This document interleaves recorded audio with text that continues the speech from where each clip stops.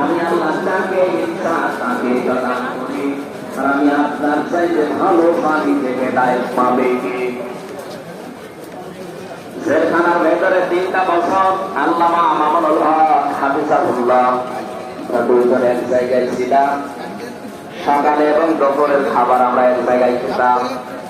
মাঝে মাঝে আমারে বলতেন যে হামজা, বাইরে যদি আল্লাহ নিয়ে যায় কোনদিন কাফেরের জানাজায় যাব না, পড়াবো না।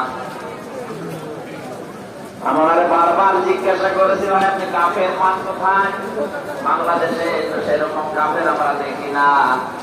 উনি আয়াতটা আমাকে শুনিয়ে বলেছিলেন, কাফের তো তারা যারা আল্লাহ কোরআনে বাধা দেয়। সুতরাং এই দেশে যারা কোরআনে বাধা দেবে